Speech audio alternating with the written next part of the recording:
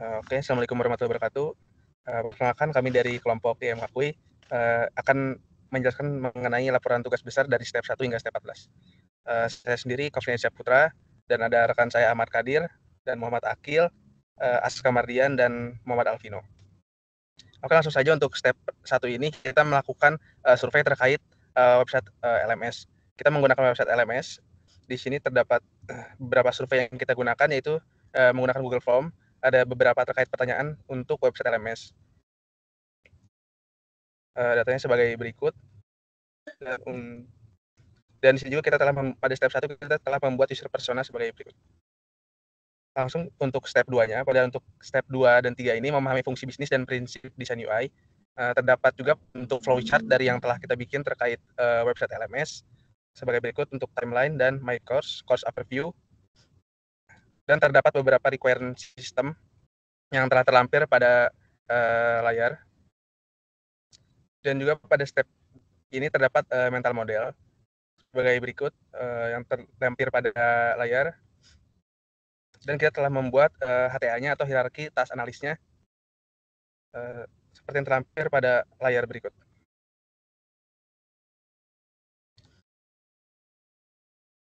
Kelihatan nggak? Aman. Kelihatan. Oke, kita lanjut ke bagian step 4 dan 5, di mana kita akan melakukan analisa fungsi bisnis dan prinsip desain UI. Untuk tahap ini, kita melakukan analisa terhadap proses akses dari website LMS yang sebelumnya, kemudian kita berusaha untuk memberikan solusi. Untuk yang pertama ini, kita mendapati kalau pengguna mengalami kesulitan dalam melihat progres dari sebuah mata kuliah. Terus bisa dilihat di sini kita ubah bentuk UI-nya dari sini, dari yang bentuk ini menjadi ini. Dia lebih minimalis. Terus yang selanjutnya ada tampilan side view kurang jelas. Kita ubah dari sini menjadi yang ini. Jadi kita hanya menunjukkan detail-detail yang dibutuhkan oleh mahasiswa. Yang ketiga, minimalisir tampilan kegiatan mata kuliah mingguan. Pengubahannya dari ini menjadi ini. Jadi sama dengan yang sebelumnya, kita melakukan minimalisir dari informasi yang diberikan. Lanjutkan lagi, memindahkan menu latest announcement menjadi bottom menu, yang awalnya di paling atas, dan kita menilai ini menghalangi akses dari quick tugas yang ini. Jadi kita ubah menjadi di bagian bawah buat latest announcement-nya. Oke, untuk yang step 6 ini, memilih perangkat interaksi yang tepat. Dalam sini kita bagi menjadi dua bagian, yaitu input dan output device. Kita melakukan analisa dari LMS, kita mendapati bahwa website LMS ini, aplikasi LMS ini menggunakan keyboard, touchscreen, mouse, dan trackpad sebagai input. Dan untuk output device-nya, dia menggunakan monitor atau layar dan speaker untuk beberapa fitur seperti video dari yang ada di dalam LMS. Oke, dilanjutkan untuk step 7. Untuk step 7, itu mulai dari sini, UI Object Control. Itu yang pertama untuk drop down. Drop down ini untuk mengubah urutan dimunculkan interaksi mata kuliah berdasarkan waktu. Lalu yang kedua ada slider, yaitu mode navigasi mata kuliah menggunakan slider atau side scroller. Lalu yang ketiga itu ada text entry atau read only control. Search bar atau text entry untuk membantu mencari mata kuliah dengan memasukkan kata kuncinya. Dan di sini contoh read control itu digunakan untuk memperlihatkan daftar mahasiswa yang sedang mengikuti mata kuliah. Lalu yang keempat ada radio buttons, yaitu untuk memperkecil pencarian nama seorang mahasiswa berdasarkan nama depan atau nama belakangnya. Lalu yang kelima itu untuk memilih informasi yang dimunculkan, apakah satu mata kuliah dengan detail tiap kegiatannya. Itu nomor 6, ada date selection, yaitu untuk melihat kegiatan mata kuliah di tanggal tertentu. Lalu nomor 7 ada breadcrumbs, yaitu navigasi link rantai yang disusun secara hierarki sebagai orientasi suatu platform.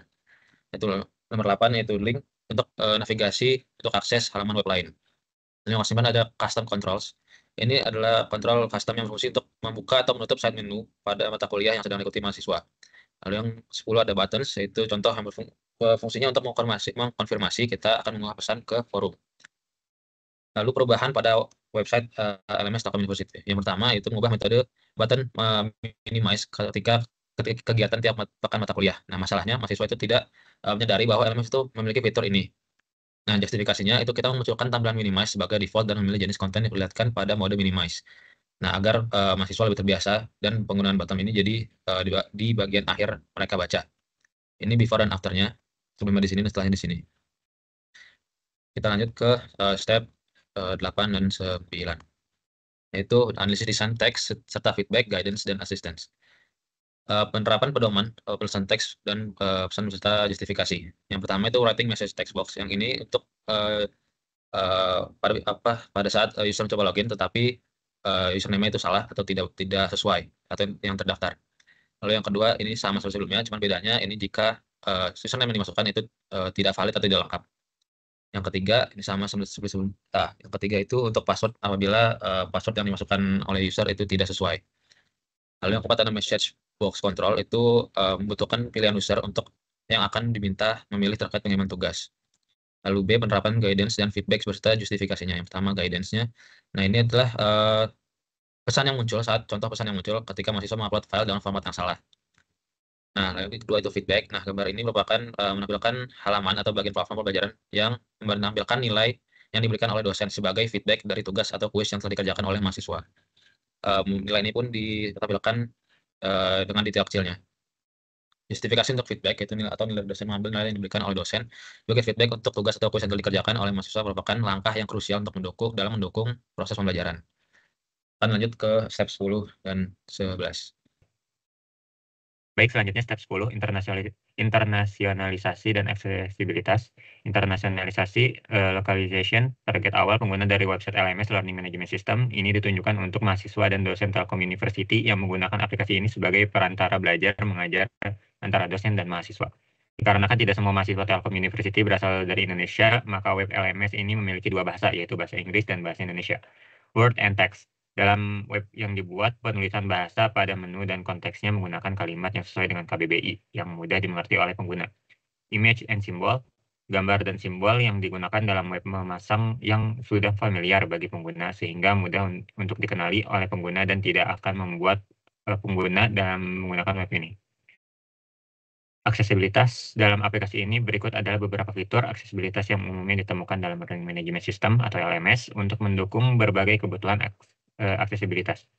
Pertama ada visual, memberikan deskripsi teks singkat dari gambar untuk membantu pengguna dengan kebutuhan visual. Hearing, yaitu menyediakan transkripsi teks dari audio dalam konten pembelajaran seperti video atau rekaman suara. Ketiga, physical movement, memungkinkan navigasi sepenuhnya menggunakan keyboard tanpa memerlukan mouse, dan menyediakan opsi untuk memperbesar tombol dan elemen interaktif lainnya untuk memudahkan pengguna dengan gangguan gerakan fisik. Lalu yang keempat, speech and language, menyediakan dua pilihan bahasa, yaitu bahasa Inggris dan Indonesia. Selanjutnya, kognitif, navigasi yang jelas, menyediakan antarmuka yang intuitif dan navigasi yang jelas untuk meminimalkan kebingungan. Konten yang disesuaikan, kemampuan untuk menyesuaikan tingkat kesulitan dan kompleksitas konten pembelajaran sesuai dengan kebutuhan pengguna. Lalu, user disorders, yaitu hindari stimulasi berlebihan, menghindari penggunaan efek visual dan audio yang berlebihan yang dapat memicu serangan kejang pada individu dengan gangguan tersebut. Lalu untuk step 11 dan 12 yaitu grafik, icon, dan warna. Untuk icon yang pertama kita menggunakan icon seperti ini untuk menunjukkan dashboard, yaitu digunakan untuk masuk ke halaman dashboard. Kedua ada icon home, yaitu icon yang digunakan untuk kembali ke menu utama dari web LMS. Lalu yang ketiga ada kalender, yaitu icon yang digunakan untuk kalender untuk melihat tugas yang diberikan. Lalu pin ini diperuntukkan untuk melakukan pin sidebar. Lalu yang kelima ada kursus, yaitu digunakan untuk mata kuliah yang diambil pada semester ini. Lalu yang terakhir ada jam, digunakan pada bagian timeline untuk menandai deadline tugas. Lalu untuk warna yang kita pilih itu sendiri ada warna putih. Warna putih menciptakan lingkungan yang bersih dan terang untuk teks dan elemen visual. Ini meningkatkan keterbacaan dan memastikan penyajian informasi yang jelas. Lalu ada warna yang merah, yaitu warna yang mirip dengan warna Telkom University itu sendiri, yang seringkali menggunakan corak merah dan oranye. Kemungkinan warna ini digunakan di LMS mereka untuk menjaga konsistensi dan pengenalan merek. Lalu ada merah ati. Meskipun warna ini tidak sama persis, warna ini termasuk dalam spektrum merah oranye yang sama dengan warna branding resmi Telkom University. Lalu warna ini digunakan sebagai aksen pelengkap atau sekunder dalam LMS mereka untuk menjaga konsistensi merek. Lalu yang terakhir ada warna abu, yang dimana warna ini digunakan untuk sidebar sebelah kiri di LMS. Selanjutnya akan dilanjutkan untuk step 13. Untuk di sini saya akan menjelaskan yang proses desain UI step 13, 14, 13 dan 14. Yang 14 itu udah masuk prototyping sama tes pengujian. Jadi di sini yang pengorganisasian dan penyusunan layout itu kami melakukan beberapa perubahan. Cuman dibuat yang login ini nggak diubah soalnya LMS itu punya keterbatasan buat ngelakuin redesign gitu. Ini yang halaman login. Terus ini yang timeline. Ini yang side view mata kuliah. Ngebenerin yang format penulisan nama mata kuliah sama kelasnya aja. Terus ngebuat lebih simpel si halaman mata kuliah secara spesifik gitu. Jadi ada minggu keberapa, terus ada materi, kuis, terus ada tugas-tugas. Sisanya dimasukin ke more biar lebih simpel. Di sini gambaran dari prototype kami buat di Figma. Jadi ini adalah halaman utama dari LMS. Terus kalau kita klik login, akan dialihkan ke halaman ini, di mana kita bisa ngelakuin sign in pakai akun SSO masing-masing. Ini halaman sign in-nya, bisa masukin username, sini ada password. Terus kalau udah berhasil login, bakal masuk ke halaman dashboard. Di sini ada halaman dashboard, ada mata kuliah yang diambil, terus ada timeline tugas-tugas yang harus dikerjakan, kuis-kuis. Terus kalau misal masuk ke spesifik mata kuliah, misal kayak IMK ini, interaksi manusia komputer, tampilannya bukan kayak gini. Jadi lebih simpel gitu. Ada minggu 1, minggu 2, minggu 3, ada kayak week-weeknya gitu. Terus tentang materinya apa gitu, materi di tiap minggu. Terus ada materinya sendiri, ada kuis, terus ada tugas-tugas, sisanya yang nggak terlalu diperlukan dimasukkan ke more. Terus buat yang proses desain UI step 14 ini, yang prototyping, kurang lebih kami akan melakukan semacam testing secara online melalui MS Teams, yang dimana si responden bakalan bakal nyoba hasil redesign yang telah kami lakukan, yaitu hasil redesign yang telah kami lakukan. Setelah itu kami akan melakukan analisis berdasarkan hasil testing tersebut.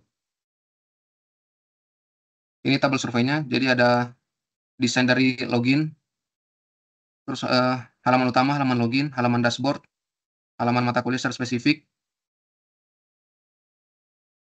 terus ini ada prototype, gambar prototype, jadi halaman utama, login, dashboard, terus masuk ke halaman mata kuliah. Hasil analisis kami yaitu untuk user yang pertama, penilaiannya halaman depan lebih terlihat tulisan login. Untuk halaman yang loginnya, tampilan login SSO terlihat lebih besar. Buat halaman dashboard website lebih mudah dilihat dikarenakan pemilihan warna yang variatif. Terus yang spesifik mata kuliah, pada mata kuliah terdapat lebih rapi dibandingkan sebelumnya.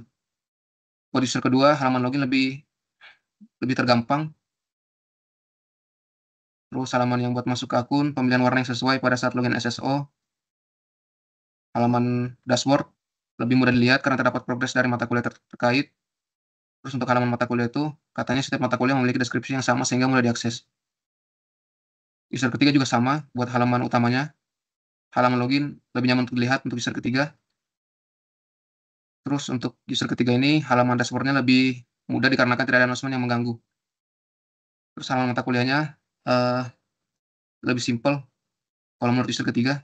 Dan untuk user terakhir, katanya halaman login itu lebih mudah dioperasikan karena lebih terlihat tombol loginnya ditaruh di tengah-tengah. Terus yang halaman masuk akun, login akses pada website lebih mudah. Halaman dashboard-nya katanya lebih mudah dikarenakan adanya fitur progres setiap mata kuliah dan juga pemilihan warna yang sesuai. Dan tidak adanya announcement yang mengganggu seperti tampilan sebelumnya. Ini sama kayak user yang ketiga tadi. Terus yang halaman mata kuliah, katanya lebih mudah dilihat dikarenakan tampilan deskripsi tiap pekannya yang lebih terstruktur. Ini pertanyaan-pertanyaannya ada 3. Yang pertama, apakah user paham dengan fungsi dari menu dan fitur yang tersedia? Apakah user mudah beradaptasi dengan penggunaan atau membutuhkan waktu yang lama untuk memahami fungsi-fungsi dari menu dan fitur yang tersedia? Terus yang terakhir, menurut user di antara desain asli dan hasil mockup atau redesign, manakah yang lebih efisien?